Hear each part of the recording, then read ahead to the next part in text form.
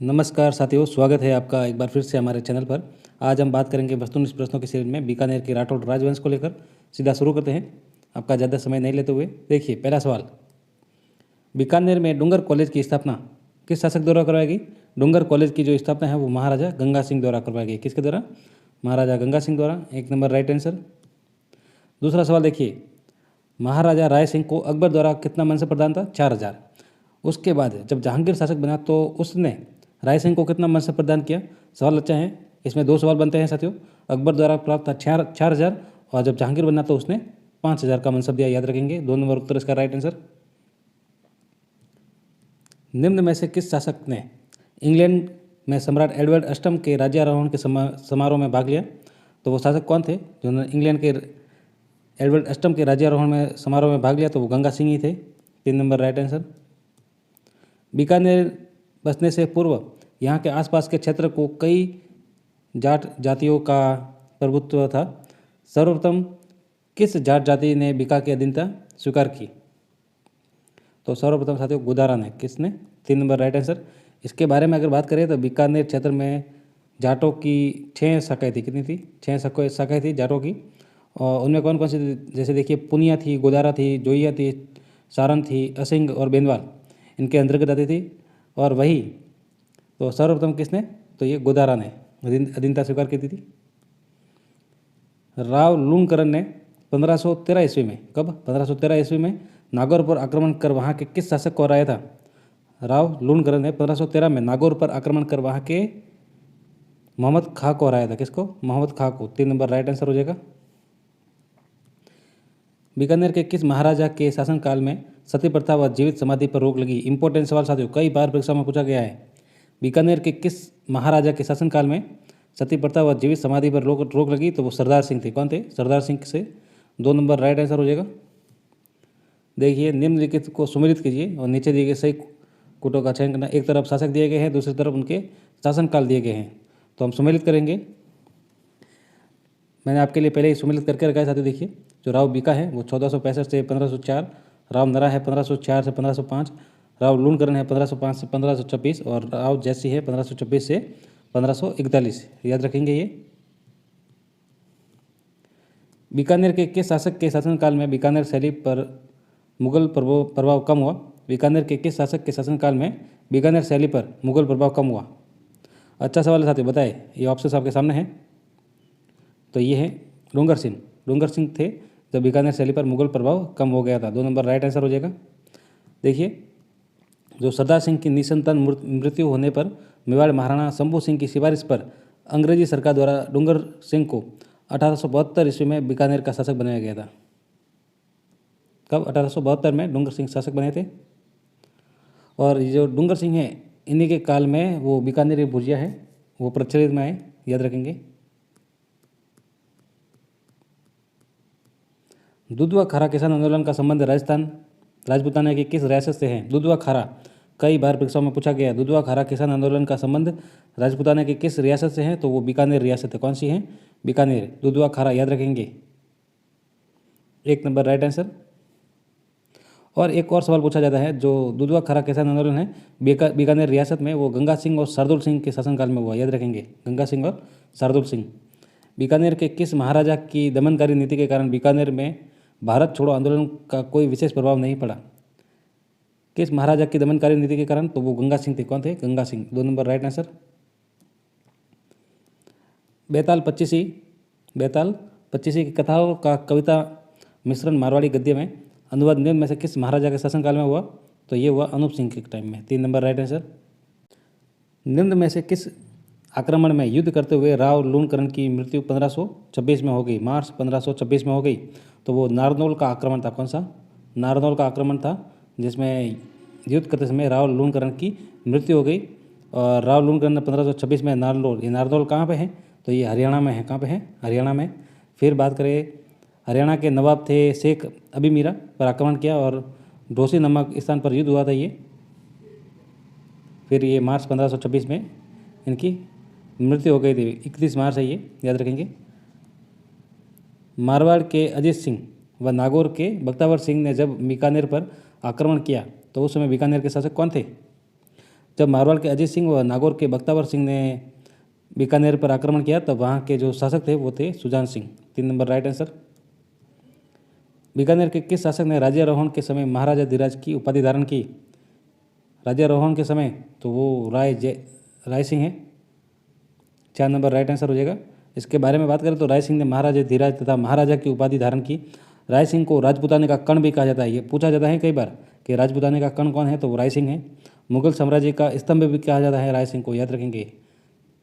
ये जो सवाल हैं वो परीक्षा में कई बार पूछे गए हैं। राय सिंह को बारे में क्या कहा गया, तो ये राजपूताने के कर्ण कहलाए, मुगल साम्राज्य का स्तंभ कहलाया, याद रखेंगे। मुगल बादशाह के शासनकाल में झुंझार सिंह बुंदेला का विद्रोह व खाने जहाँ लोधी का विद्रोह दबाने में बीकानेर के किस शासक ने मुगल सेना की सहायता की? तो किसने की थी ये सहायता, तो ये सूर सिंह ने की थी। किसने? 3 नंबर राइट आंसर। सन 1891 ईस्वी में सड़क निर्माण हेतु सार्वजनिक निर्माण विभाग PWD की स्थापना बीकानेर के किस शासक के द्वारा की गई? तो ये की गई गंगा सिंह द्वारा। 4 नंबर राइट आंसर। बीकानेर के किस शासक के शासनकाल में औरंगजेब की मृत्यु हो गई तथा उसके उपरांत बीकानेर के राजाओं का मुगल राजनीति में विशेष लगाव नहीं रहा? तो वो सुजान सिंह थे। 2 नंबर राइट आंसर। राजस्थान के एकमात्र शासक जिन्होंने 3 गोलमेज सम्मेलनों में भाग लिया, पहला सम्मेलन 1930, 1931 और 1932, कौन थे? तो वो गंगा सिंह थे, याद रखेंगे। ये इंपॉर्टेंट सवाल साथियों परीक्षा में सीधा पूछा जाता है। यही सवाल है जो कई बार रिपीट हुआ है। 4 नंबर राइट आंसर। इसका आप स्क्रीनशॉट भी ले ले, पूछा जा सकते हैं साथियों इस बार। आगे देखिए, बीकानेर के वे कौन से शासक थे जो 9 वर्ष की उम्र में 1698 में शासक बने और 2 वर्ष बाद चेचक की बीमारी से मृत्यु हो गई इनकी? तो वो स्वरूप सिंह थे। 1 नंबर राइट आंसर। 9 वर्ष की उम्र में 1998 में शासक बने और 2 वर्ष बाद इनकी मृत्यु हो गई। किससे हुई? चेचक की बीमारी से। मुगलों के 1685 और 86 में बीजापुर व 1687 में गोलकुंडा के घेरे के समय बीकानेर का कौन सा शासक साथ में था? तब था अनूप सिंह। कौन थे? Anup Singh. 4 number right answer. Bikaner के किस शासक के समय राजपूताने का सबसे लंबा रेल मार्ग बीकानेर में बना? इंपॉर्टेंट सवाल साथियों परीक्षा में पूछा गया है ये सवाल। तो ये Ganga Singh. 2 number right answer. Bikaner के गंगा सिंह के समय राजपूताने का सबसे लंबा रेल मार्ग बीकानेर में बना। पुगल के शासक राव शेखा की पुत्री रंगदेव का विवाह बीकानेर के किस शासक के साथ हुआ? तो वो राव बीका के साथ हुआ। 4 नंबर राइट आंसर। बीकानेर शहर में बसने से पूर्व यहाँ नागौर, अजमेर और मुल्तान के मार्ग आपस में मिलते थे। उस स्थान का नाम क्या था जिस पर राव बीका ने बीकानेर शहर बसाया? तो ये राती घाटी है साथियों। कौन सी है? राती घाटी। 4 नंबर राइट आंसर। बीकानेर में चित्रकला की शुरुआत किस शासक के शासनकाल में? इंपॉर्टेंट सवाल साथियों परीक्षा में पूछने लायक और पूछा गया है कई बार। बीकानेर में चित्रकला की शुरुआत राय सिंह के शासनकाल में शुरू हुई। 2 नंबर राइट आंसर। इसके बारे में अगर बात करें तो बीकानेर में चित्रकला का शुरुआत साथियों महाराजा राय सिंह के समय हुई थी और बीकानेर चित्रकला का जो प्राचीन ग्रंथ है भगवत पुराण वो राय सिंह के समय का है। ये भी पूछा जाता है जो बीकानेर का भगवत पुराण है वो किस शासक के समय का है? तो वो भी राय सिंह के समय का है।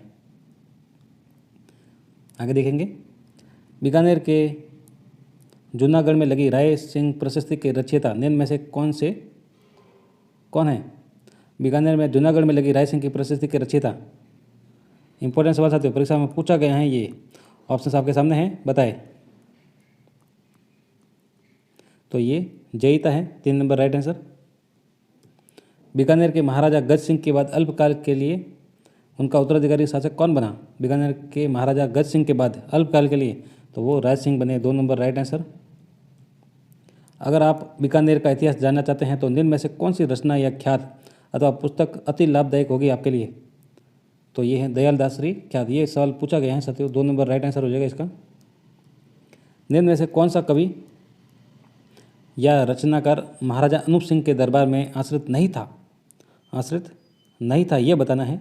तो देखिए, मणिराम थे, अनंग भट्ट थे और पंडित भाव भट्ट थे। जो सागरदान थे ये नहीं थे। 2 नंबर राइट आंसर हो जाएगा।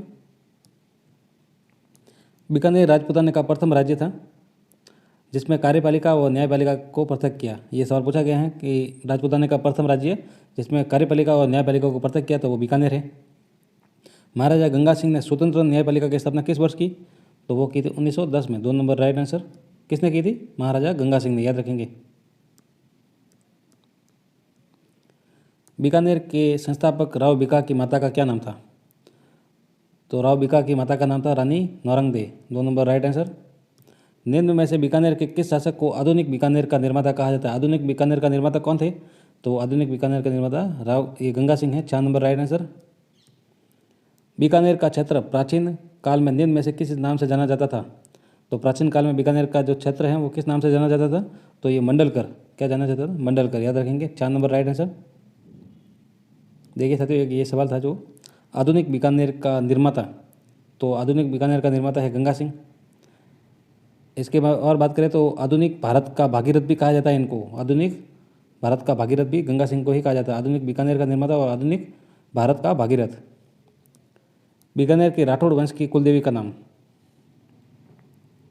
बीकानेर के राठौड़ वंश की कुलदेवी हैं करनी माता। 2 नंबर राइट आंसर। आगे देखेंगे, बीकानेर क्षेत्र पर बीका द्वारा अधिकार करने से पहले यहाँ किसका शासन स्थापित था? तो ये जाटों का स्थापित था। 3 नंबर राइट आंसर। निम्नलिखित में से बीकानेर के किस शासक ने नौता कर व तख्तनसिनी की भांच उत्तराधिकारी कर को समाप्त किया था? तो वो समाप्त करने वाले शार्दुल सेन थे। 4 नंबर राइट आंसर। बीकानेर के किस शासक ने राजपूताने को गयाजी में बुलाकर उन्हें अपनी पुत्रियों बालिकाओं को नहीं मारने की शपथ दिलाई?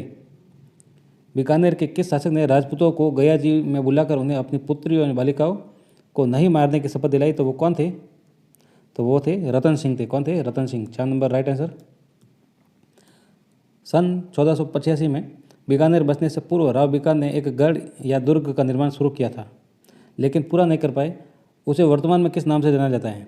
1485 में बीकानेर बसने से पूर्व राव बीका ने गढ़ या दुर्ग का निर्माण शुरू किया था, वो पूरा नहीं कर पाए और वर्तमान में इसका क्या नाम है? तो वो बीका जी की टेकरी है साथियों। पूछा जाता है ये। 2 नंबर राइट आंसर। निम्न में से किस बीकानेर शासक को जहांगीर ने भटनेर दुर्ग में कैद रखा जहां उसकी मृत्यु हो गई? बीकानेर के किस शासक को जहांगीर ने भटनेर दुर्ग में कैद रखा जहां उसकी मृत्यु हुई?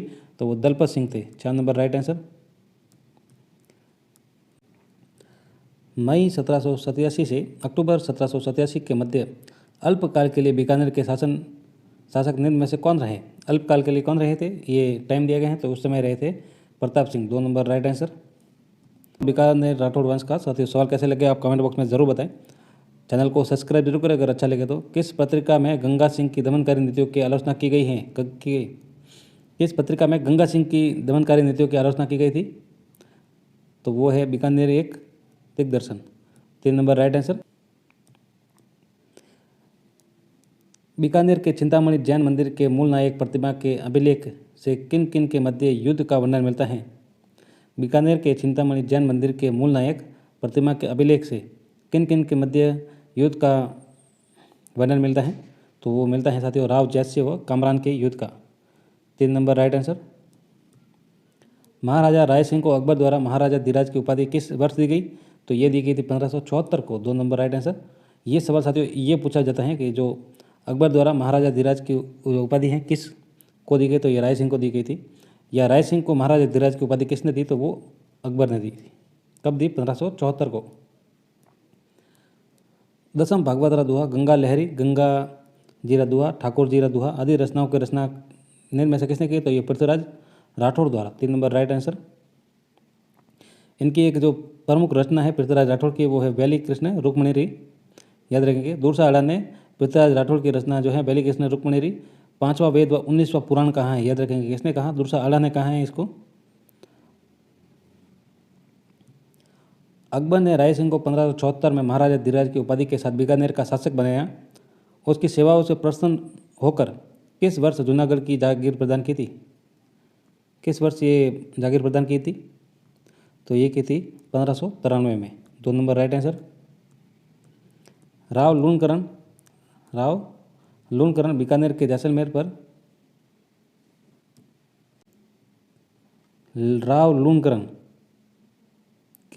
पर आक्रमण के समय वहाँ के शासक कौन थे जिन्होंने लूणकरण को हराने के बाद अपनी 2 पुत्रियों का विवाह राव लूणकरण के पुत्र से किया? तो वो राव जैसी। 3 नंबर राइट आंसर।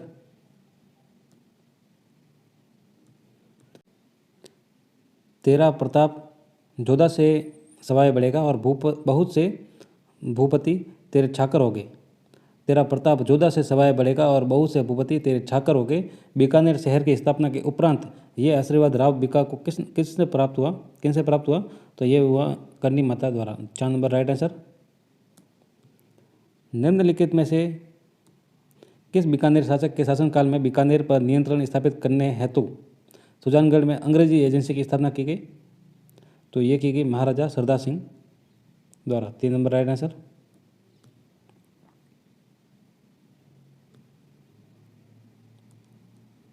बीकानेर पर मालदेव का अधिकार हो जाने के कारण राव जयसिंह के पुत्र कल्याणमल का राज्याभिषेक निम्न में से किस स्थान पर किया गया?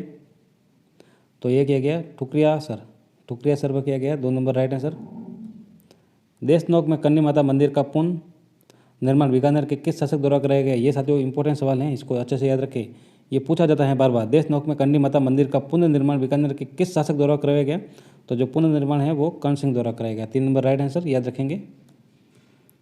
बीकानेर के राय सिंह ने अपनी पुत्री का विवाह अकबर के पुत्र शहजादे सलीम से किया था। उनकी पुत्री से उत्पन्न संतान का क्या नाम था? बीकानेर के जो राय सिंह थे उन्होंने अपनी पुत्री का विवाह अकबर के पुत्र शहजादे सलीम से किया था। उनकी पुत्री से उत्पन्न संतान का क्या नाम था? तो वो थे शहजादा परवेज। 2 number right answer.